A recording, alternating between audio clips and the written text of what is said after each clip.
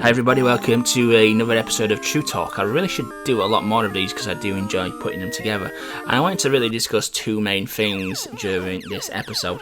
The first one was yesterday we had the announcement that Microsoft have ceased production of the Xbox 360, so there would be no more Xbox 360s off the production line anymore, which was inevitable because we are now a few years into this new console cycle. But it's still a sad day because the Xbox 360 was such a fantastic console. I don't think people at the moment realise what Microsoft have actually done for the gaming industry, which a lot of people are going to disagree with that, but they really pioneered online gaming for consoles. I mean, sure, we had the lame-ass network adapter for the PS2, which never really took off and didn't really garner any support. But it was the original Xbox, because we can't obviously call it the Xbox One, that first brought Xbox Live to the table and online gaming for people. And then when the 360 came out, that was just refined and refined and refined. And Xbox Live is fantastic for console gaming.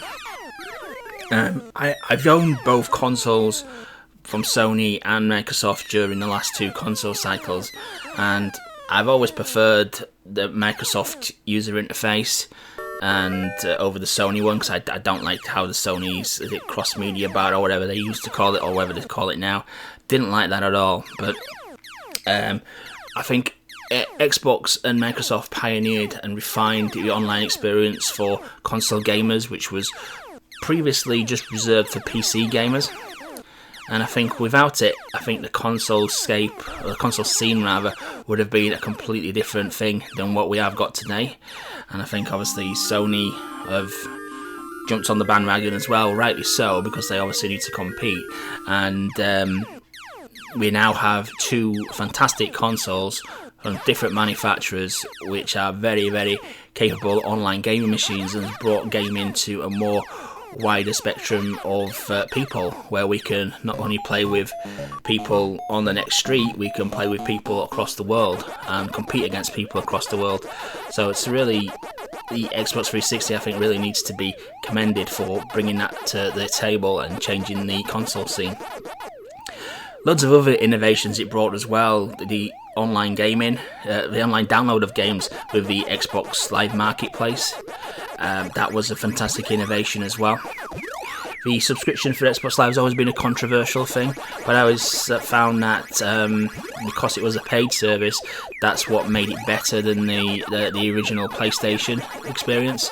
PlayStation obviously now have their own paid subscription service as well, which I don't subscribe to, so I can't comment on how it compares to the Xbox service.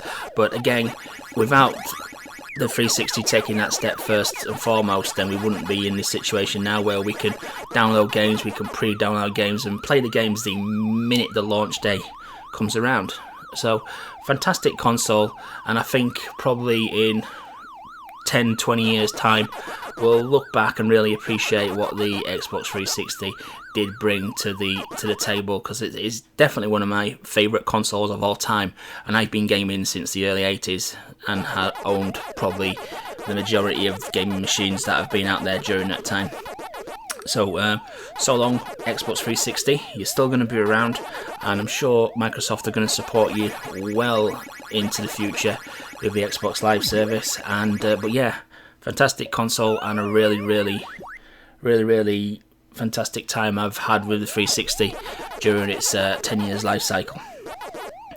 Now, speaking of life cycles, this is the second topic I want to discuss, with news yesterday that even though Phil Spencer had said that Microsoft wasn't interested in a incremental update to the Xbox One, it's rumoured, and it's stress rumoured, that they are testing various updated consoles or performance enhanced consoles, which is fair enough, because I mean R&D happens all the time, and no sooner have they released the Xbox One than they were probably already working on ideas for the next console.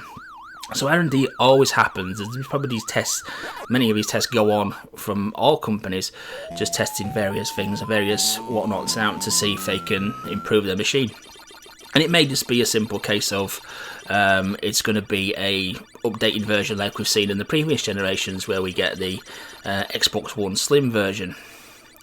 But the worrying fact is, whether it's Sony with the PlayStation Neo, I think it's meant to be rumoured to be called, or the Xbox 1.5, the main thing is you don't split your user base, because you can go two ways with this. You can bring out an updated console which will split your user base, where Game X will only work on the updated console, and that's bad, because you're pissing on all the people who firstly adopted your machine in the first place and made your machine a success in the first place. And secondly, you've got the new adopters of your machine who have just bought their machine, and then they find out within months their hundreds of dollars or hundreds of pounds that they've paid out are already obsolete. And that's not the way to go. Because in the past, consoles have done this. Sega did it with the Genesis on the Mega Drive. They brought out Mega CD and 32X. That split the user base and was the initial start of the downfall, in my opinion, to Sega withdrawing from the console market entirely. Even though it happened a few generations after that, that was the beginning of the end for them. And even if we look more recently now, the new Nintendo DS, that has boosted capabilities, but I may be wrong here, but I think there's only less than 10 games that are specifically for the updated console, simply because developers aren't willing to split the user base. They aren't willing to make a game just for the updated specs of the machine. So I can't see that happening, to be honest with you. What they need to do is, if it is going to be an upgraded machine that has performance boost, it needs to work like PC gaming does. Like, you put your PC game in, and you download a game off Steam, and the game will detect your settings. It will detect if you're running on the original machines, or it will detect if you're on the updated specs. And if you're on the updated specs, it will give you the performance boost. It will give you the extra graphical grunt, the extra processing speed, the load timers will be down and everything. So it just really kind of detects your settings, and if it does that, I have no issue with that whatsoever. I mean, you can obviously make your mind up if you want to update to the new console, but the games need to work on all versions of the console. Because you split your user base, again, it's going to be a PR nightmare for you. You're going to piss everybody off. You're not going to make many people happy, to be honest with you. And it's just not the way to go, in my opinion. So I'm no problem with these coming out, but it's got to be like the second scenario that I've just mentioned. It's got to be that the game detects what machine you're running on. I mean, looking at the Sony machine as well, it's meant to the stats that have been leaked. I mean, I'm not a techie person, but it seems to be more processing power. The main thing seems to be that it's going to be 4K gaming, or 4K can output in 4K. Now, I've been speaking to a few friends and everything, because I'm not that technically minded, and apparently the 4K aspect is probably not going to relate to gaming, to be honest with you, because even top-end PCs with top-end graphical cards and CPUs and GPUs and whatnots, they struggle to consistently run a game at 4K at a decent frame rate. I mean, 30 frames a second would say is the minimum nowadays a game should run at. And I've been told that, I have no idea if this is correct or not, because I'm not a techie person, but I've been told that trying to run a game at 4K at a consistent 60 frames per second, even the top-end, most expensive PCs really struggle to do at a consistent rate.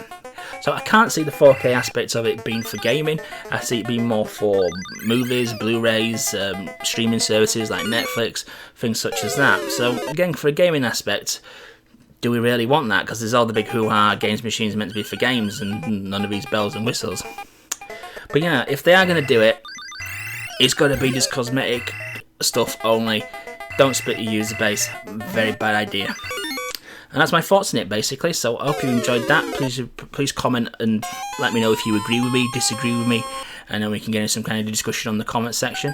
And I'm going to try and do more of these true talks, but it's just a case of when something piques my interest in what I want to discuss. But in the meantime, thanks for watching, thanks for your continued support, and I'll catch you on the next video.